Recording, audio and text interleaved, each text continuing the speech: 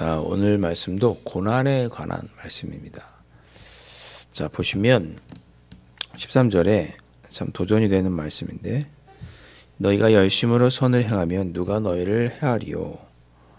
그러나 의를 위하여 고난을 받으면 복이 있는 자니. 그랬습니다. 어제 바로 앞에 있는 12절 말씀에 또 11절 말씀에 의인은 누구냐면, 선을 행하고 육체를 정욕을 제어하고 또 상관들에게, 왕에게, 통치자들에게 순종하는 그런 사람이 의인이라고 바로 앞에 이제 12절 말씀에 나와 있습니다.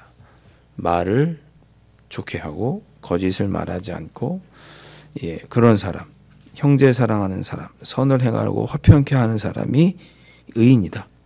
바로 12절에 말씀하죠. 그러니까 너희들이 열심히 이렇게 선한 행실을 하면, 그러니까 의인으로 살면 누가 너희를 해하겠느냐, 누가 너희를 힘들게 하겠느냐.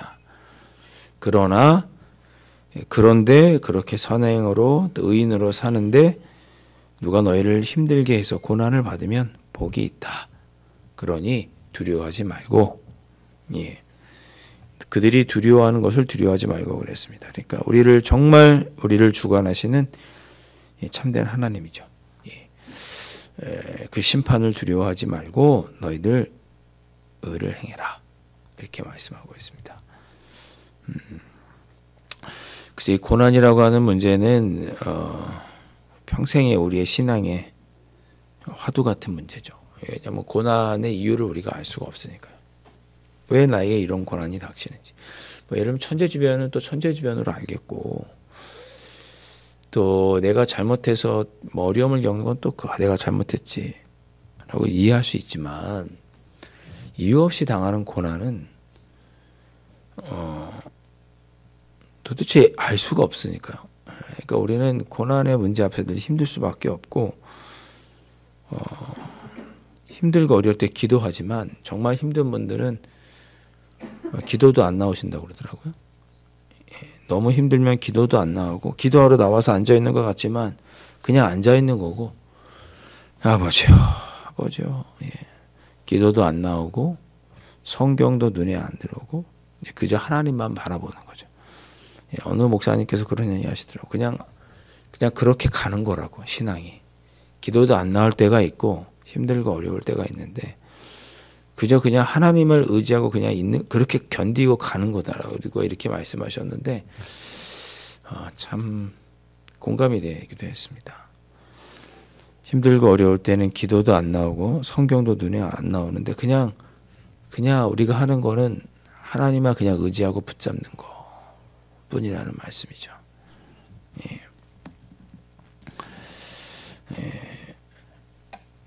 고난 받으면 복이 있다라고 말씀했는데, 이 말씀이 눈에 들어오지 않더라도, 나는 지금 고난 받는데 복이 있다는 말씀이 위로처럼 들리지 않고 나를 약 올리는 것 같아도, 그래도 하나님은 끝까지 여러분 의지하시면 좋겠습니다. 그래도 의지할 분은 하나님이시고, 어떻게든 그래도 우리가 바라보고 있는 분은 하나님이고, 심지어 기도가 나오지 않고 성경도 말씀도 설교 말씀도 귀에 들어오지 않아도 그래도 결국 우리가 의지할 분은 하나님 분이시구나. 그렇게 하나님을 의지하시는 여러분들 되셨으면 좋겠습니다. 그렇게 하시면 여러분들이 15절을 언젠가 이루실 수 있을 거예요. 너희 마음에 그리스도를 주로 삼아 거룩하게 하고 너희 속에 있는 소망에 관한 이유를 묻는 자에게 대답할 것을 항상 준비하되 온유와 두려움으로 하고. 자, 이게 무슨 말씀이냐. 제가 신학교 갈 때 교수님 물었습니다. 왜 신학교에 왔느냐. 이런저런 대답을 했는데 기억은 나지 않았습니다. 그러나 교수님께서 대답해 주셨던 건 기억이 나요. 이 말씀을 보여주셨어요. 신학교 들어갈 때 면접 보면서 질문하실 때 왜 신학교 왔어요? 어렸을 때 서운했습니다. 이렇게 있죠. 그런데 교수님이 딱 성경 베드로전서 3장 15절을 펴주셨어요. 신학교에 온 이유는 예수 그리스도를 묻는 자에게, 천국의 소망에 대하여 묻는 자에게 대답해 줄 것을, 대답할 것을 준비하기 위해 신학교 온 것이다. 라고 교수님께서 정해져 펴서 이렇게 읽어주셨던 기억이 납니다. 우리가 힘들고 어렵고 고난이 왜 우리에게 다가오는지 우리가 기도도 안 되고 찬송도 안 되고 예배도 드리고 싶은 마음이 없고 성경도 눈에 안 들어올 때 그저 하나님만 의지하며 아버지야 하면서 이 힘들고 어려운 고난의 시기를 견디면 우리 안에 또 누군가 지치고 힘들어하는 사람을 향하여 대답할 것이 우리에게 준비가 될 거예요. 다 어떻게 표현할지 모르겠습니다만 누군가 힘들고 어려울 때 가서 여러분 얘기해 주실 수 있죠. 나도 힘들어 봤는데 그래도 의지할 것 하나님 뿐이더라. 조금만 힘내라. 나도 왜 이런 고난이 너에게 닥쳤는지는 알 수는 없지만 그래도 의지할 분이 하나님밖에 없으시더라.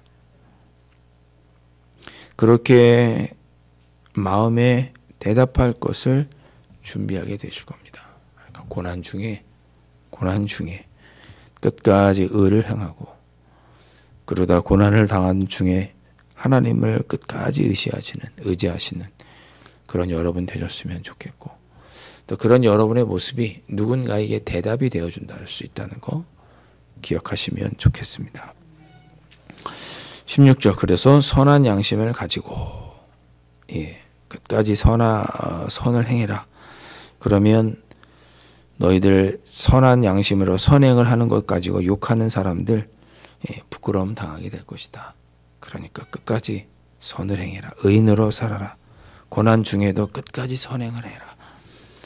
17절 선을 행함으로 고난받는 것이 하나님의 뜻이다.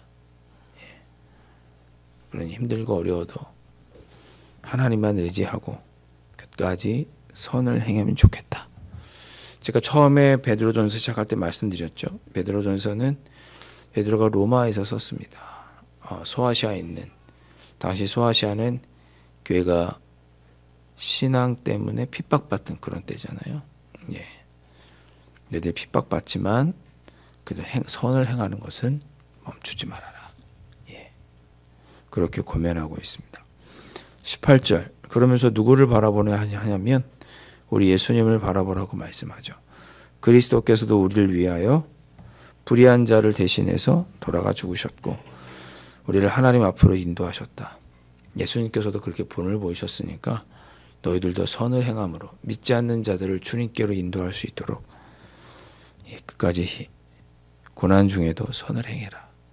그런 너희를 통해 누군가는 대답을 얻고 주님께 오게 될 것이다. 그런 거죠. 19절 말씀은 참 어려운 말씀인데 예수님께서 십자가에 달려 돌아가 죽으셨을 때 몸으로는 죽으셨지만 영으로는 부활하셔서 지옥에 가서 옥에 있는 영들에게도 선포하셨다 그랬습니다. 그래서 초기 사도신경에는 예수님께서 죽으셨을 때 지옥에 내려가서도 선포하셨다 그런 말씀이 있습니다. 나중에 이제 지옥에 삭제됐지만 이 말씀 때문에 그런 거예요. 예수님께서는 부활하셔서 지옥에 가셔서 악한 영들에게, 악한 영은 어떤 영이에요? 20절에 나오는 노아의 방주를 준비할 동안 하나님이 오래 참고 기다리실 때 복종하지 아니하였던 자들, 그러니까 지옥에 내려간 자들. 노아의 시대는 8명 빼고는 다 악인이었잖아요.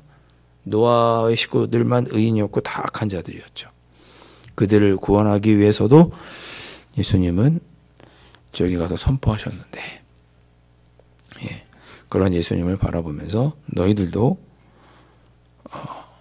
언젠가는 심판이 있을 것이니 끝까지 고난 중에도 견뎌라. 이렇게 말씀하고 있습니다. 자, 그러면서 뭐라고 이야기하냐면 그렇게 너희들이 하도록 받은 표가 있는데 그게 뭐냐? 세례다. 이렇게 말씀하고 있습니다. 세례. 너희들이 그렇게 고난 중에도 참고 견디면서 선을 행하도록 하기 위하여 예수님을 본받아야 되는데 예수님께서도 고난 중에 그렇게 하셨는데 참고 견디셨는데 우리도 그런 삶을 살겠노라고 다짐하는 표가 있는데 그게 뭐냐? 곧 세례다 이렇게 말씀합니다.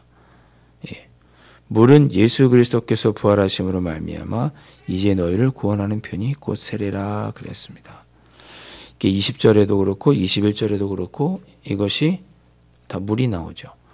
20절에서는 물이 홍수로 심판을 했죠. 악한 자들. 그래서 8명만 구원받았잖아요. 노아의 시대. 그 얘기가 20절에 나오죠. 너희들이 그렇게 심판받아서 죽었어야 되는데 부활한 표가 뭐냐? 그래서 의인으로 살아야 되는 표가 뭐냐? 세례라는 것입니다. 여러분 다 세례 받으셨잖아요. 그러니 우리가 어떻게 살아야 돼요?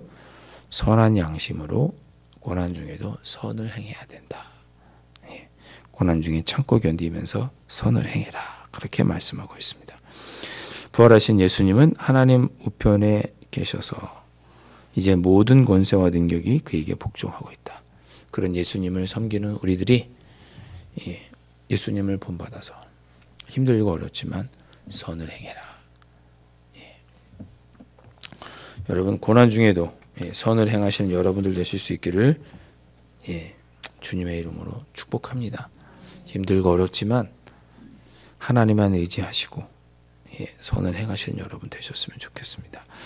말씀을 준비하다 보니까 재밌는 이야기가 있어서 이 이야기만 드리고 마치겠습니다. 오늘 현충일인데 6.25 전쟁 중에 이제 중공군들이 위에서 내려왔잖아요. 그때 북한에 있는 흥남 부두 이제 거기서 이제 중공군이 막 밀고 내려오니까 그때 막 피난간 분들 흥남 부두에서 배 타고 막 영화도 있죠. 영화도 있고 그렇죠. 그 흥남 부두에서 살던 임씨 성을 가진 가족이 있었습니다. 중공군이 밀려온다는 얘기를 듣고 그 흥남에서 이제 배를 타고 피난을 가고 싶은 거죠.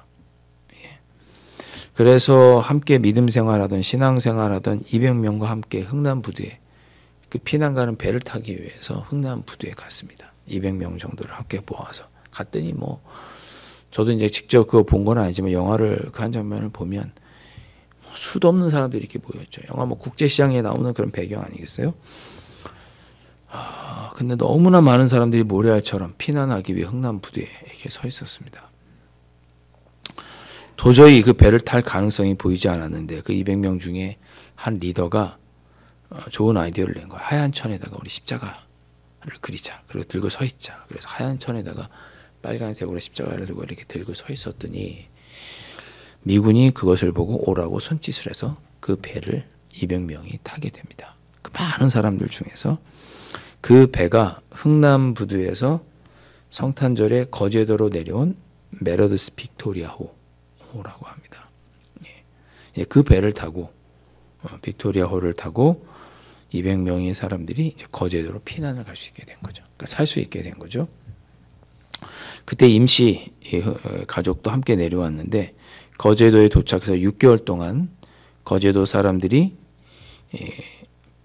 도와주어서 거기서 주는 음식이나 뭐 이렇게 배고픔 먹고 살았다가 마치 임씨는 음식 솜씨가 좋았다고 합니다. 그래서 거기서 도움도 자기가 받은 것을 또 돌려주기도 하고 그러다가 서울에 가서 음식 장사를 해보겠다고 임씨 혼자 가족들을 남겨놓고 서울로 가게 됩니다.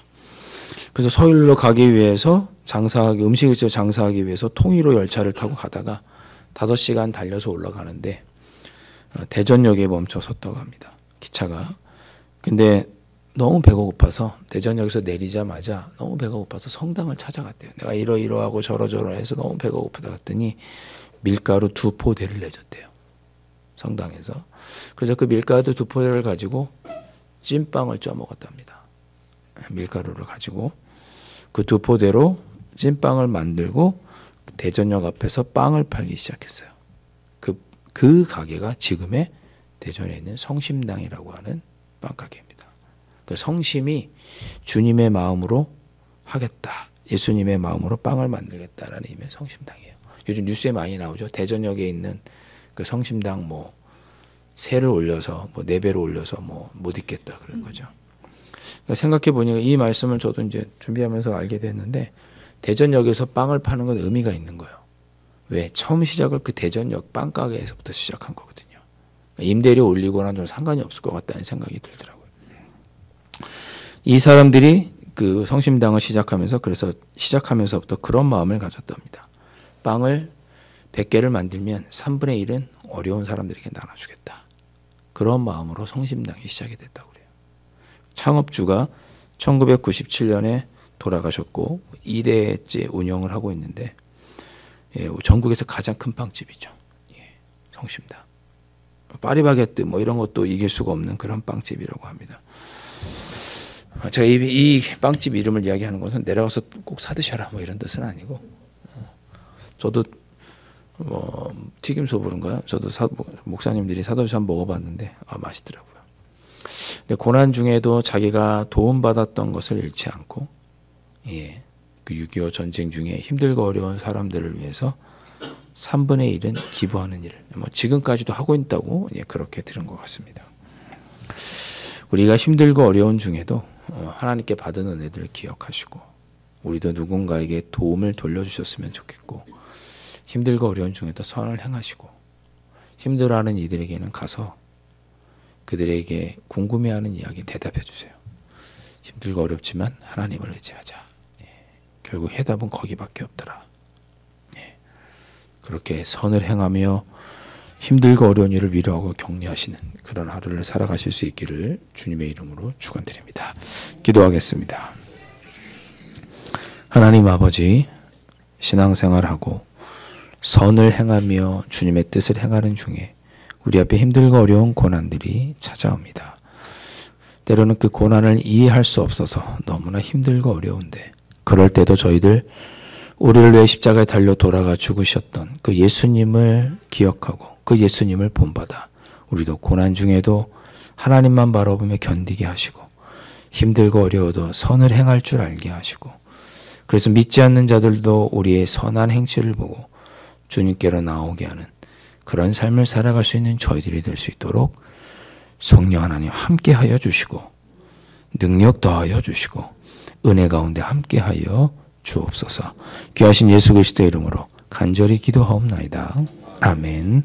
하늘에 계신 우리 아버지, 아버지의 이름을 거룩하게 하시며 아버지의 나라가 오게 하시며 아버지의 뜻이 하늘에서와 같이 이 땅에서도 이루어지게 하소서.